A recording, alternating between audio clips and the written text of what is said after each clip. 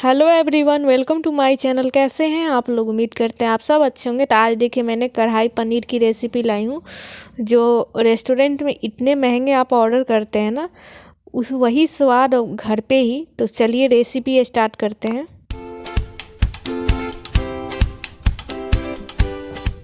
तो सबसे पहले मैंने देखिए ये गिर गया था टुकड़ा, पनीर ले लिया है। 200 ग्राम के करीब पनीर है। ये क्यूबिक में काट लिया है। ये साइज़ परफेक्ट होता है। आप चाहें तो इसकी साइज़ बड़ा कर सकते हैं, लेकिन छोटा नहीं कीजिएगा। और उसके साथ देखिए ज़्यादा सामग्री तो नहीं लगते हैं। ये 2 हरी मिर्च है, 1 इंच के करीब अदरक है, 10 से 12 कली लहसुन है, 1 टमाटर है और 10-12 पीस काजू है। तो देख सकते हैं, इसके जगह आप काजू को स्किप करके क्रीम डाल सकते हैं। और ये प्याज है, रफली चॉप है, 1 शिमला मिर्च है और एक पतली चॉप प्याज है। तो सबसे पहले कढ़ाई मैंने घी डाल दिया है। ये घी में ही बनाइए तो सबसे ज़्यादा अच्छा रहता है। तो ये देसी घी मैंने ले ली और हल्का सा पनीर को फ्राई कर लूँगी। ज़्यादा फ्राई नहीं करना है, हल्का सा करना है, 2 से 3 मिनट के करीब। और ऐसे रोस्ट हो जाए, थोड़ी सी ऊपर का लेयर क्रिस्पी हो जाए, बस उतना ही स्टेज तक फ्राई करना। तो ये देखिए फ्राई हो चुका है, आप देख सकते हैं। और इसको सारे बर्तन में पनीर को निकाल लेते हैं। उसके बाद से ये बचे हुए जो घी है ना, इसी में जो प्याज है, प्याज जो काटे थे बड़े साइज़ में, और देख लीजिए पनीर कितना अच्छा रोस्ट हो गया है। प्याज जो काटे हैं ना बड़े साइज़ का, और उसमें शिमला मिर्च जो बड़ी साइज़ का है, इसको हल्का सा 1 से 2 मिनट तक हल्का सा फ्राई कर लूँगी, ताकि इसका कच्चापन दूर हो जाए और ये अच्छे से फ्राई हो जाए। तो ये देखिए 2 से 3 मिनट में फ्राई कर दी हूँ और इसको निकाल दे रही हूँ एक बर्तन में। और ये देखिए फ्राई हो गया है। उसके बाद से उसी कढ़ाई में क्या कर रही हूँ, फिर से 1 चम्मच घी डाल रही हूँ और 1 टेबल स्पून के करीब है। और इसको जो लहसुन है, अदरक है, हरी मिर्च है, हरी मिर्च स्वाद अनुसार रखिएगा, आप चाहें तो लाल मिर्च पाउडर ऐड कर लीजिएगा। और ये इसको थोड़ा सा मिर्चा के साथ 1 मिनट फ्राई करेंगे, 1 मिनट से कम ही, हल्का ब्राउन होने लगेगा। फिर उसके बाद से क्या करूँगी, प्याज डाल दूँगी। सारे प्याज, टमाटर और काजू एक ही साथ डाल के 2 मिनट तक हल्का फ्राई करूँगी, क्योंकि इसका पेस्ट बनाना है स्मूथ सा।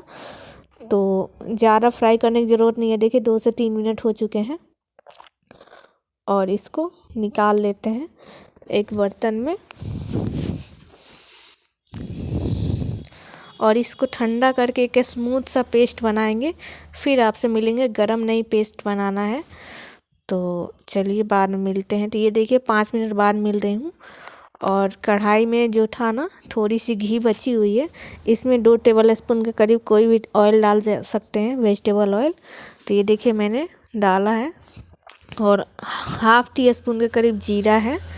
इसको 10 सेकेंड तक फ्राई करके ये सारे पेस्ट को जो बनाया है ना उसको डाल देंगे। और ये देखिए जार में थोड़ा सा पेस्ट बचा है ना, उसको थोड़ा सा पानी डाल के 1 कप डाल के और इसको अच्छे से पूरा डाल देंगे। कोई चीज़ वेस्ट नहीं की जाती है।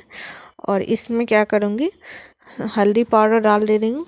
फिर उसके बाद से आप कोई भी पनीर मसाला हो 1 टेबल स्पून के करीब डाल लीजिए, या सब्ज़ी मसाला डाल लीजिए, या चिकन मसाला डाल लीजिए। ये नहीं, चिकन मसाला है तो वो सिर्फ चिकन के लिए बनता है।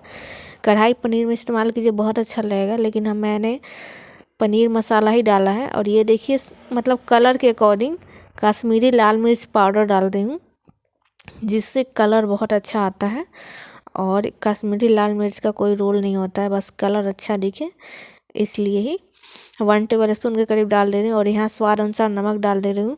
और इस पेस्ट को कम से कम मीडियम फ्लेम पे मैं 5 से 7 मिनट तक फ्राई कर लूँगी, ताकि अच्छे से मसालों के साथ प्याज, टमाटर, काजू सब अच्छे से मतलब भून जाए। आप चाहें तो काजू के स्किप करके दही डाल सकती हैं, या तो क्रीम डाल सकती हैं, लेकिन काजू के साथ ज़्यादा अच्छा लगता है। तो ये देखिए 5 से 7 मिनट हो चुके हैं और ये देखिए मसाले का टेक्सचर ऊपर से पूरा घी छोड़ने लगा है। इसी स्टेज तक मतलब फ्राई करना है। फिर इसमें 1 गिलास के करीब मैं पानी ऐड कर दूँगी, आप देख सकते हैं। बिल्कुल वही टेस्ट आएगा जो रेस्टोरेंट में इतने महंगे आप ऑर्डर करते हैं ना, वो बिल्कुल आप घर पे बनाएंगे, टेस्ट वही होगा, फ्लेवर वही होगा और बहुत कम टाइम में बन जाएगा।